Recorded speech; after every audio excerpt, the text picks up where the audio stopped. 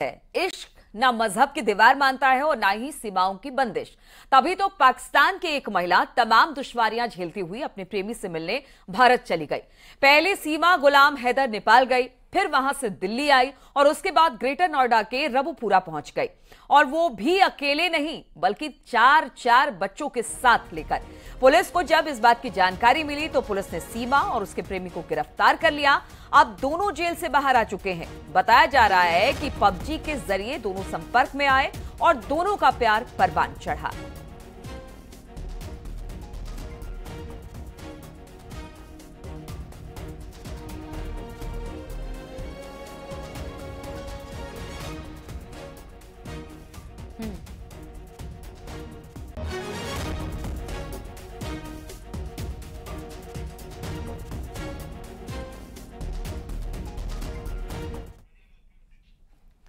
और इस वक्त हमारे साथ हमारे संवाददाता हिमांशु जुड़ रहे हैं और उसके साथ सीमा गुलाम हैदर भी जुड़ रही हैं। आज ही अपने प्रेमी के साथ वो जेल से रिहा हुई है, लेकिन आखिर वो पाकिस्तान से यहां पहुंची कैसे, क्या इसके पीछे की मंशा थी और फिलहाल अब क्या सोच रहे हैं, क्योंकि वहां पर गुलाम हैदर लगातार यही गुहार लगा रहा है कि सीमा भी वापस आ जाए और उसके चारों बच्चे भी वापस आ जाए। हिमांशु, आज सुबह ये दोनों जेल से रिहा हुए हैं, लेकिन सबसे पहले जरा पूछिए सीमा से कि ये कैसे पहुंची पाकिस्तान से सीधे ग्रेटर नोएडा।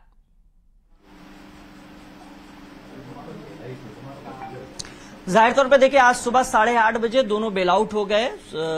यहाँ पे लुक्सर जेल है, वहां से सीमा और उनके जो पति हैं सचिन, वो दोनों बाहर आ चुके हैं। पति इसलिए क्योंकि जब पहली मुलाकात हुई थी काठमांडू में तो दोनों ने मंदिर में शादी भी की थी। अब हम सीधे सबसे पहले सीमा गुलाम हैदर से बातचीत कर लेते हैं। सीमा, पहला सवाल यही है, लगातार यही पूछा जा रहा है, ये जानने की कोशिश है कि आखिर सीमा पाकिस्तान से नेपाल के रास्ते भारत होते हुए ग्रेटर नोएडा कैसे पहुंच गई? मैं पाकिस्तान से जहाज से आई थी। फ्लाइट थी मेरी, फ्लाइट दुबई की, कनेक्टेड फ्लाइट थी।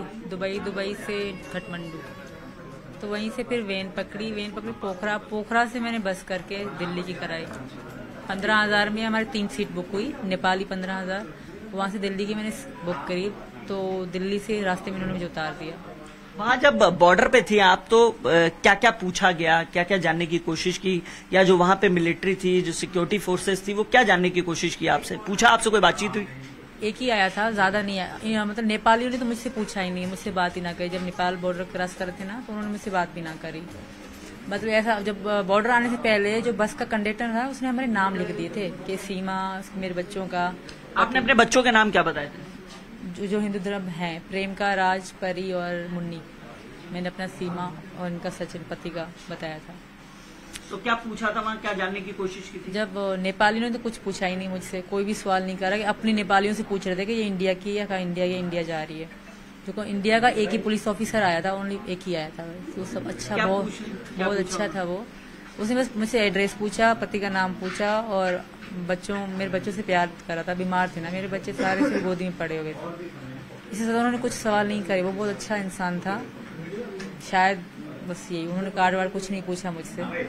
हाँ, ऐसा पूछ रहे थे कि तुम्हारे पति क्या करते हैं या कहाँ जा रही हो? नोएडा जा रही हूँ, रबुपुरा में। तो इनका नाम बताया मैंने, कहा ये मेरे पति हैं। मैं वहीं जा रही हूँ, मैं ठकरायन हूँ, वो ठाकुर है। इससे ज्यादा उन्होंने सवाल ना करे। और बस अब कितने दिन ट्रेवल रहा? आप कब चली थी पाकिस्तान से, किस तारीख को चली थी? मैं 10 मई 4 बजे चली थी। 10 मई 4 बजे। और फिर यहाँ आई है 13 तारीख को, यानी 3 दिन लगातार सफर रहा है। जी सर। तो पहले यहाँ से दुबई गई, दुबई में तो आपके पति भी थे ना? वो तो सऊदीया में है, पर मैं दुबई में थी। दुबई में मेरा फ्लाइट। इस दौरान 3 दिनों में कोई बातचीत हुई पति से? ना, इन दिनों में नहीं हुई। मैं उधर एयरपोर्ट के अंदर ही थी। एयरपोर्ट से बाहर हम गए ना, कनेक्टेड फ्लाइट थी ना, एयरपोर्ट से बाहर आउट नहीं जाने देते, तो वहीं से दूसरे जहाज में बिठा दिया। फिर काठमांडू 11 की सुबह में पहुंच गई काठमांडू। ठीक है, फिर काठमांडू के बाद वेन पकड़ी, मैं गई सीधा पोखरा, क्योंकि किसी ने मुझे कहा कि पोखरा से आपको दिल्ली की बस मिल जाएगी आराम से। अच्छा। किसी ने वहीं नेपाल में ही पता पड़ी ना, नेपाल लोग सब हिंदी कर लेते हैं, हिंदी बोल लेते हैं। ठीक है। तो मैं वहां से पोखरा गई। पोखरा में रात को रुकी, शाम में पहुंची। सुबह को बैठे जैसे मैं उतरी तो शाम में हम पहुंचे और शाम को मैं सो गई। सुबह बच्चों का आराम करा, एक होटल रूम लिया। तो सुबह को सवेरे हम निकले और दूसरे सुबह पहुंचे हम। देखिए, अब लगातार एक सवाल और पूछा जा रहा है कि सीमा यहाँ पहुंच गई है, इल्लीगल वे से पहुंची है, अब यहाँ क्या चाहती है? मैं यहाँ रहना चाहती हूँ, सचिन से शादी करके यहाँ की नागरिकता बनना चाहती हूँ, क्योंकि मैं वापस नहीं जाऊंगी। मैं इनके बगैर रह नहीं सकती, पहली बात। दूसरी बात, अगर गई भी ना तो पाकिस्तान में मुझे वहाँ मार देंगे मेरे घर वाले, क्योंकि हमारे यहाँ ऐसे ही सिस्टम चलता है। जब मुसलमान से अगर कर लेना लव मैरिज और पकड़ा जाए तो उनको मार देते हैं। ये तो हिंदू है और इंडिया का है, तो सब थू तभी करते होंगे मुझ पर, कोई भी खुश ना होता होगा, सब गाली देते होंगे मुझे मुसलमान।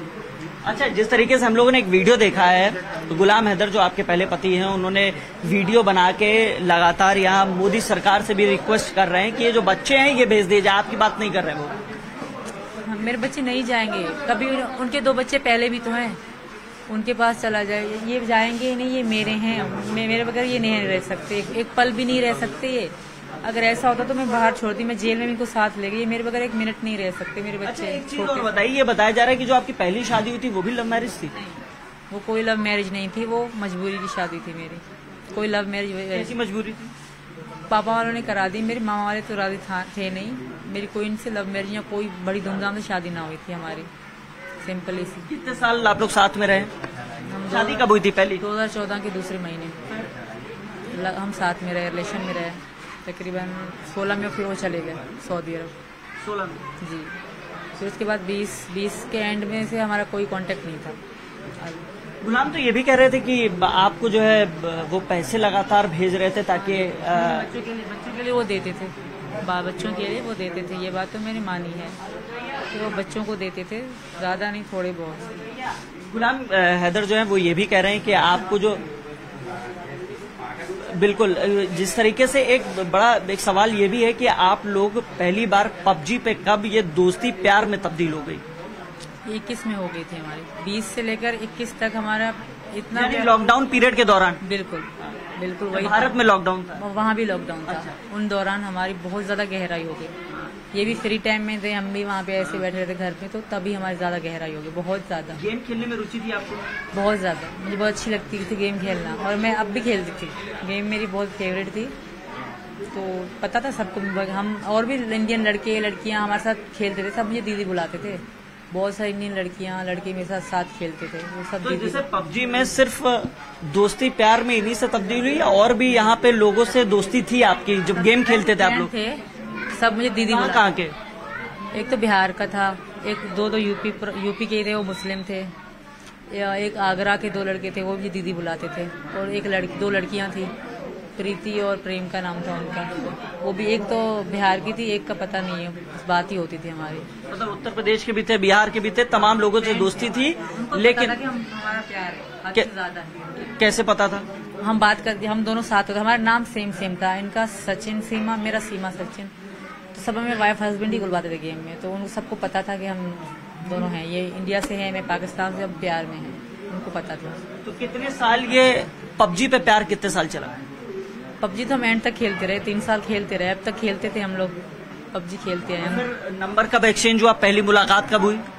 पहली मुलाकात तो मार्च में हुई, 10 मार्च में। नंबर तो 10 मार्च पिछले साल ना, इसी में 23 में पहली बार इसी मार्च में मुलाकात हुई। बिल्कुल, काठमांडू में। पहले तो मेरे पासपोर्ट ही ना थे, मेरे पासपोर्ट इधर ही आने के लिए बनवाए थे। मेरा पासपोर्ट का कुछ भी नहीं था, फिर ID कार्ड भी पापा के नाम से था। इतनी मुश्किलों से तो मैंने बनवाए थे ये सब। अगर मैं वापस गई, मैं रह न पाऊंगी, मैं मर जाऊंगी। मैं वापस नहीं जाना चाहती, और आप लोग मुझे भेजिएगा मत। आप लोग जहाँ रखोगे, जैसे रखोगे, मैं रह लूंगी, मुझे वापस ना भेजा जाए। और हैदर की बातों को इग्नोर मारा जाए, वो सिर्फ बकवास कर रहा है, झूठ कह रहा है। वो आपको शायद लग नहीं रहा, पर वो झूठ ही बोले जा रहा है। वो कोई भी वो भारतवासी से प्यार नहीं करते, वो ऐसे ड्रामा कर रहा है सिर्फ मुझे वापस लाने के लिए। अगर आप वापस नहीं, मेरे साथ बहुत बुरा हो जाएगा। अगर किसी ने भेजा, फिर आप सब देखोगे कि मेरे साथ क्या होता है। मैं किसी को नजर भी नहीं आऊंगी।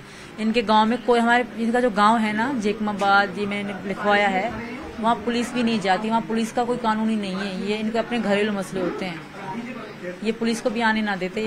जो मेरे ससुर थे ना, ये सौतेल हैं, सगे ससुर ना है मेरे, वो ऐसे ही हैं, और मैं वापस नहीं जाना चाहती। अच्छा सीमा, आप रील की भी बहुत शौकीन है, गदर के बारे में आपने बताया, थोड़ा सा बताइए।